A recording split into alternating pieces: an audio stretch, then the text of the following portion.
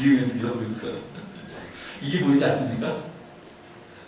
나만 주시오, 나만 주시오. 하나님 앞에서 우리는 은혜를 받은 자고 하나님으로 기뻐할 수 있는 사람, 다른 사람을 축복해 줍니다. 여러분, 다른 사람 축복해 준다고 내게 가는 게 아니에요. 근데 꼭 내게 가는 것처럼 아까워가지고는 다른 사람을 축복해 줘요. 이 다윗은 너무 기뻐서 다른 사람을 축복해 주고 있어요. 이게 믿음의 생활, 믿는 자의 도리예요. 옆 사람에게 인사합시다. 주의 이름으로 축복합니다. 예, 축복해야 돼. 예. 어떤 세상적인 물질적인 조건 때문이 아니라 그저 하나님 그분 때문에 기뻐서 축복해주고 있는, 그가 기뻐할 수 있었던 것을 보면 체면을 버리고 하나님께 집중할 수 있었기 때문에 기뻐할 수 있었던 거예요. 신앙생활은요, 체면치레하는 게 아니에요. 그저 하나님께 집중하는 거란 말이죠.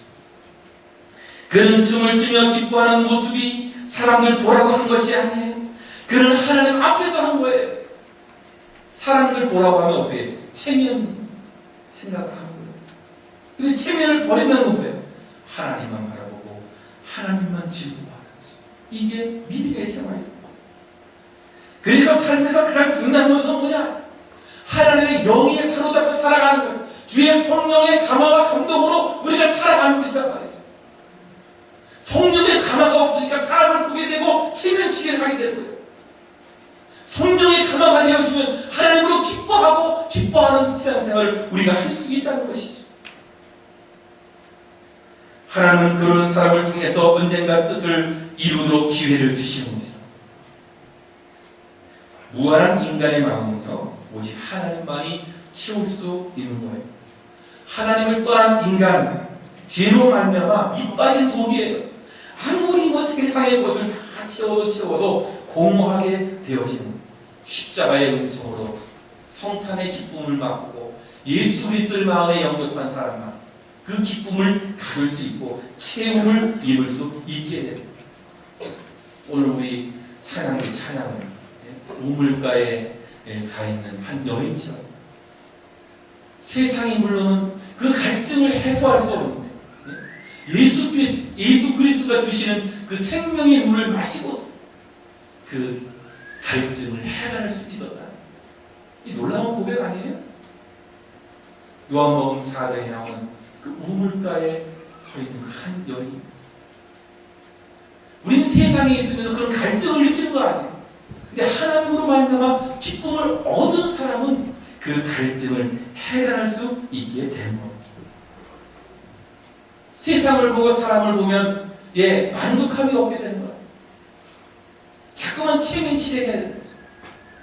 신앙은 하나님께 집중하는 것이에요. 체면치레하는 게 아니에요. 그런데 오늘 미갈이라는 한 여인을 보십시오. 누구에게 집중합니까? 사람들에게 집중합니다. 오늘 말씀 20절 말씀 보니까 그런 말씀이 있어요. 다윗이 자기의 가족에게 축복하러 돌아오매 사울의 딸 미갈이 나와서 다윗을 맞으며 이르되 이스라엘 왕이 오늘 어떻게 영화로우신지 방탕한 자가 염치 없이 자기의 몸을 드러내는 것처럼 오늘 그의 신복의 계집종의 눈 앞에서 몸을 드러내셨도다. 여기에서 우리가 눈여겨보아야 할 말씀이 신복의 계집종의 앞에서, 그 눈 앞에서. 미갈은 남편 다윗의 신하의 아내와 백성들 앞에서 속살을 드러내는 그 수치스러운 행동을 비난하고 있는. 여러분 왜 그럴까요? 왜 지금 미갈이 지금 비난하고 있을까요? 예? 기뻐하며 춤을 추는 다윗의 모습이 왜 미갈에게는 수치스러운 행동으로 보여졌느냐? 주위 사람들에게 집중했기 때문에.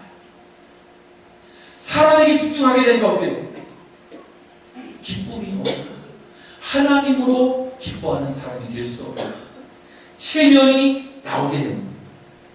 그녀는 남편들이 향해서 사람들이 뭐라 그럴까? 왕의 채통을 지키지 못하는 행동을 한다고 백성들이 욕을 하지 않을까? 이런 생각을 한 것이. 미갈은 주위 사람들의 눈을 너무나 의식했어요. 하나님께 집중하지 아니하고 하나님을 의식하지 아니하고 사람들에게 집중하고 사람들을 의식하다 보니까 참된 기쁨의 신앙생활을 하지 못하게 된다. 다윗은 달랐잖아요. 사람에게 집중하는 미갈과는 달리 다윗은 하나님께만 집중했던 것이, 하나님만 바라보았던 것이. 오늘 말씀 21절 22절 말씀, 그 말씀을 우리가 한 목소리로 같이 읽겠습니다.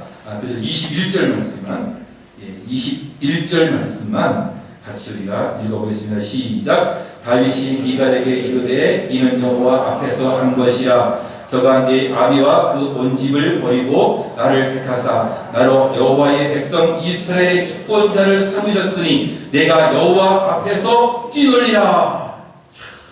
여호와 앞에서 뛰놀리라.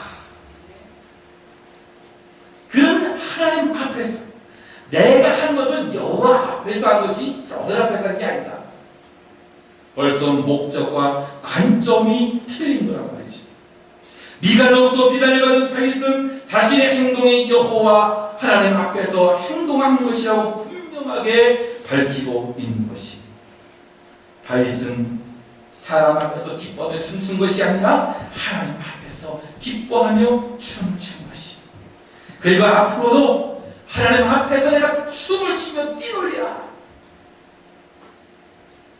사람에게 집중했던 미갈과는 달리 다윗은 하나님께 집중해 왕의 지면도 벗어버릴 수 있었던 것입니다. 사랑하는 여러분 누구에게 집중하고 있습니까? 다윗처럼 하나님께 집중하고 있습니까? 아니면 이 미갈처럼 사람에게 집중하고 있습니까? 다윗처럼 그 눈을, 하나님의 눈을 의식하며 살고 있습니까? 아니면 미갈처럼 주변 사람들의 눈을 의식하며 살아가고 있느냐? 우리가 지나치게 남을 의식하다 보면 시기하게 되고 질투하게 되고 내 인생을 기쁨의 삶으로 살지 못하게 됩니다. 하나님만 의식하는 귀한 분들 되시기를 주님의 이름으로 축원합니다. 이소부화에 보면 그런 얘기가 있죠. 어느 날 숲속의 왕이라 불리는 사자가 큰 잔치를 벌였어.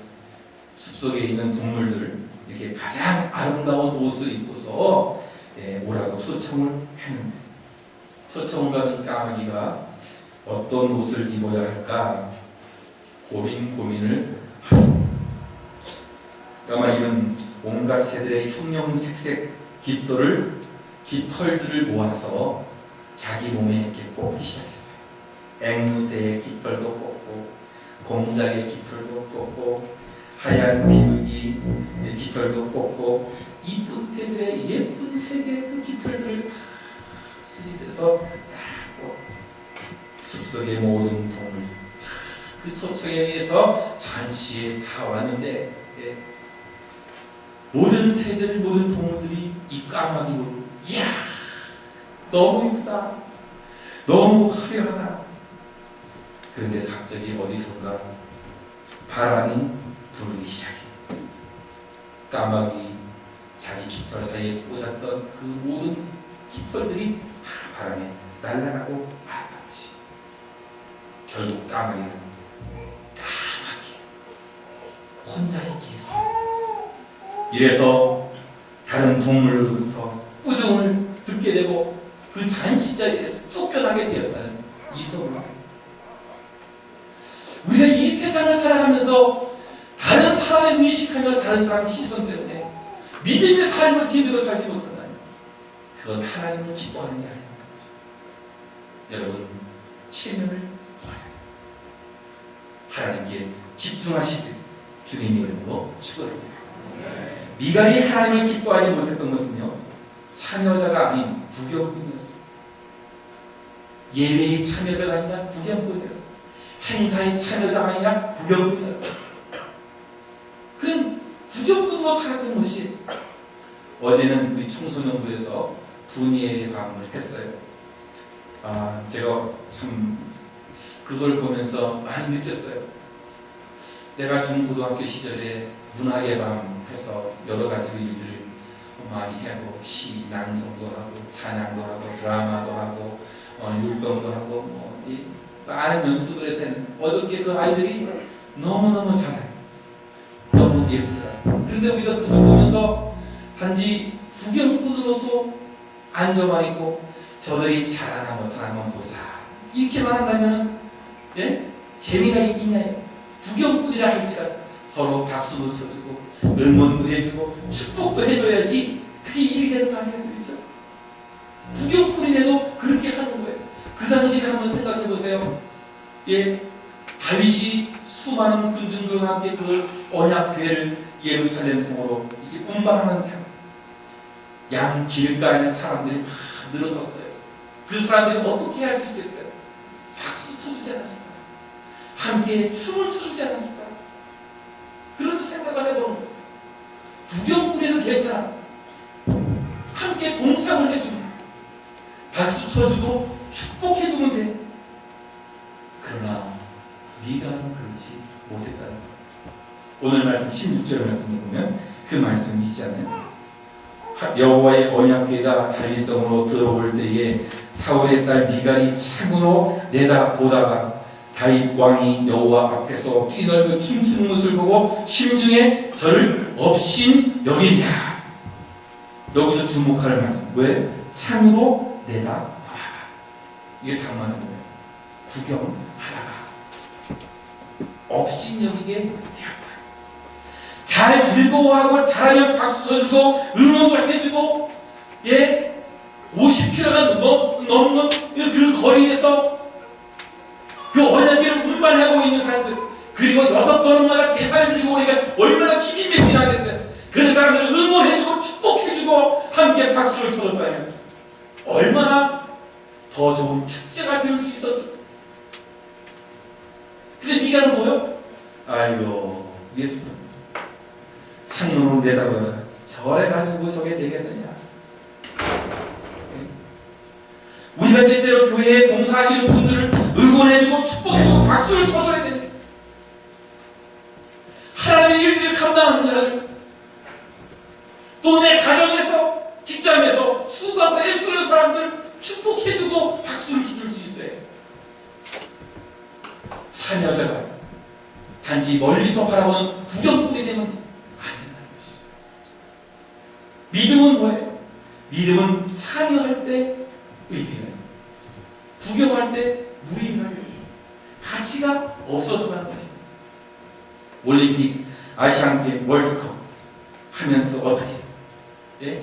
단지 구경꾼이 아니잖아요. 응원해주면서 박수치면서 함께 동참해주잖아요. 예? 2002년도에 예? 한국에서 월드컵 일을 했을 때 어떻게 했어요?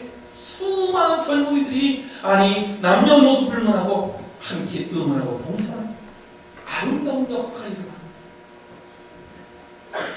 교회에서 하나님을 위해서, 교회를 위해서 다른 성도를 위해 봉사하시는 분들, 예?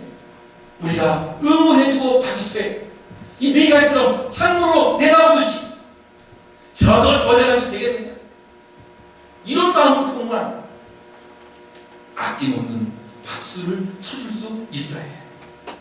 어떻게 이럴 수 있었을까?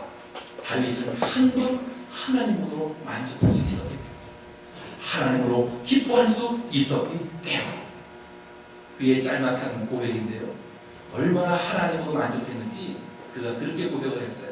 시편 23편 1절 말씀에 여호와는 나의 목자시니 내가 부족함이 없으리로다. 여러분 다 암송하시는 구절 아니죠? 다 한번 같이 암송해 보겠습니다. 시작. 네, 그래서 이건 안 해요. 네, 내게 부족함이 없어. 어떤 목사님이 북한에 갔다가 북한에서 7공비에서 예배를 드리고